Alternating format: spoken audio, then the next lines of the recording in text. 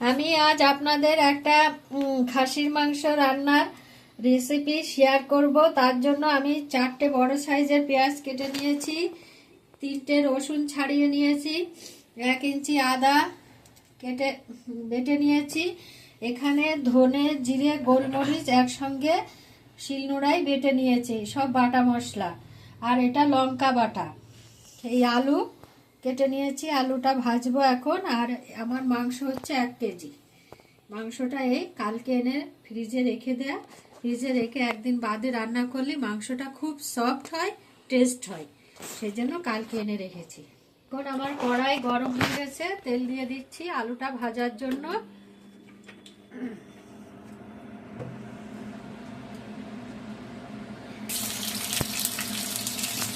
আলুটা ভাজার জন্য আলুটা তেলে দিয়ে দিলাম। আলুটা বেশ লাল লাল করে ভেজে নেব। ভাজা হয়ে গেছে, আমি পাত্রে এখন আলুটা তুলে রাখছি।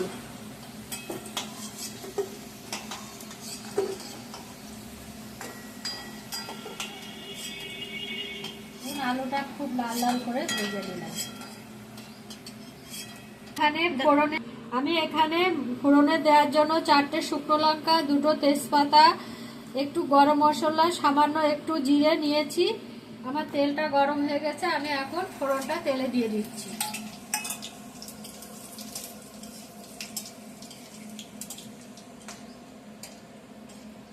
পেঁয়াজটা তেলে দিয়ে দিচ্ছি।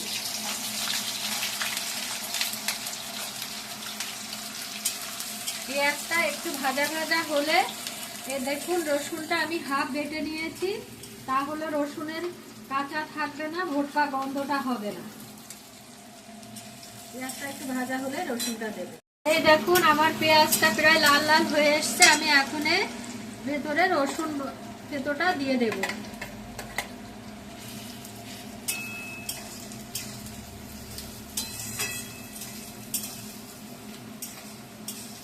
দিয়েছি আদা বাটাটাও দিয়ে দিলাম।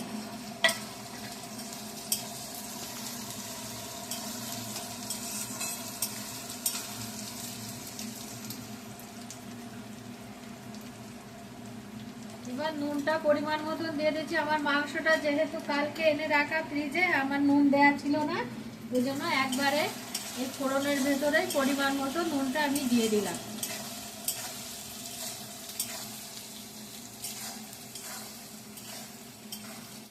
আমি এখন লঙ্কা বাটাটা অ্যাড করছি ভাজা মশলার ভেতরে। লঙ্কা বাটাটা অ্যাড হয়ে গেছে, আমি এখানে একটু চিনি দিয়ে দেব। এই লঙ্কা বাটার ভেতরে চিনিটা দিলে মাংসের কালারটা খুব সুন্দর আসবে। চিনি দিয়ে দিলাম এবং হলুদটাও দিয়ে দেব। হলুদটা পরিমাণ মতো এখানে দিচ্ছি, মাংসে তো হলুদ মাখানো নেই।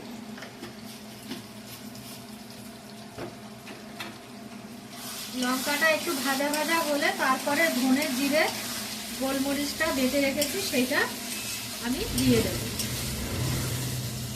এইভাবে করবেন, দারুণ টেস্ট হয়, এত সুন্দর টেস্ট হয়, করে না খেলে বুঝতে পারবেন না। এবার আমি এই ধনে, জিরে, গোলমরিচটা অ্যাড করছি।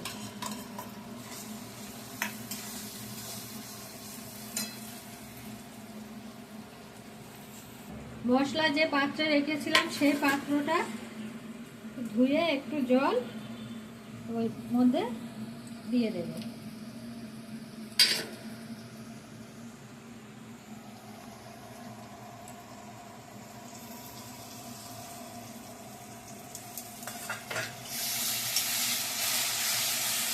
ভাজা হলে মাংসটা দিয়ে ভালো করে কষিয়ে নেব।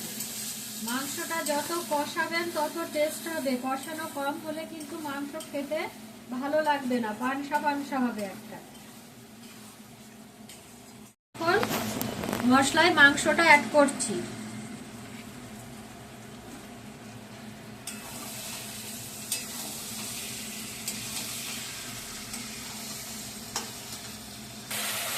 মাংসটা মশলার ভেতর দেওয়া হয়ে গেছে, এখন আমি মাংসটাকে খুব করে কষিয়ে নেব।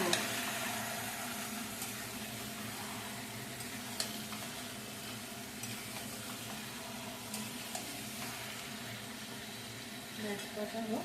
মাংসটা প্রায় কষানো হয়ে এসছে, দেখুন কালারটা পাল্টে যাবে, আর আর একটু কষাতে হবে। কালার দেখেই বোঝা যাচ্ছে কষানো হয়ে গেছে, পুরো তেলটা ছেড়ে দিয়েছে।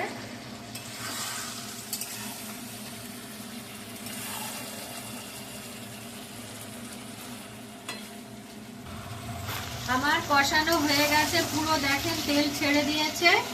আমি এখন এতে গরম জল অ্যাড করব। এই জলটা দিয়ে দিচ্ছি। আমার মাংসটা ঝোল হবে যেহেতু, সেহেতু আমি একটু বেশি পরিমাণে জল দিয়ে দিলাম। আমি এখন এখানে ভালো করে ফুটিয়ে ঝোলটা পুরো তৈরি হয়ে যাবে, তারপরে প্রেসারে দিয়ে একটু ছিটি দিয়ে নেব সেদ্ধ হওয়ার জন্য। এখন যদি আমি প্রেসারে এটা দিয়ে দিই তাহলে আপনি পরে ফোটালেও এর একটা পানসা ভাব থাকে, সেটা কখনো ঠিক হয় না। এই জন্য জলটা দিয়ে একটু ফুটিয়ে নিতে হয়, তাহলে টেস্টটা খুব ভালো আসে, পানসা ভাব থাকে না। আমি এখন 1 টেবিল চামচ গরম মশলার গুঁড়ো দিয়ে দিচ্ছি মাংসে। দিয়ে আমার মাংসর ঝোলটা তৈরি হয়ে গেছে। আমি এখন প্রেসারে দিয়ে একটা সিটি মেরে নেব, কারণ আমার প্রায় সিদ্ধ হয়েই গেছে। সামান্য একদম অল্প মশলায় পাতলা খাসির মাংসের ঝোল। আমি এখন এটাকে কেটে প্রেসারে দিয়ে দিচ্ছি।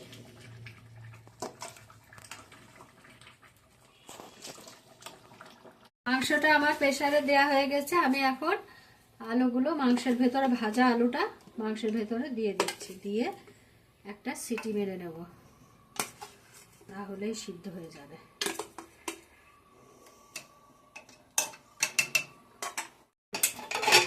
আমার খাসির মাংস পাতলা ঝোল তৈরি হয়ে গেছে। প্রেসারে একটা সিটি দিয়ে দিয়েছি, এই দেখুন খুব সুন্দর হয়েছে।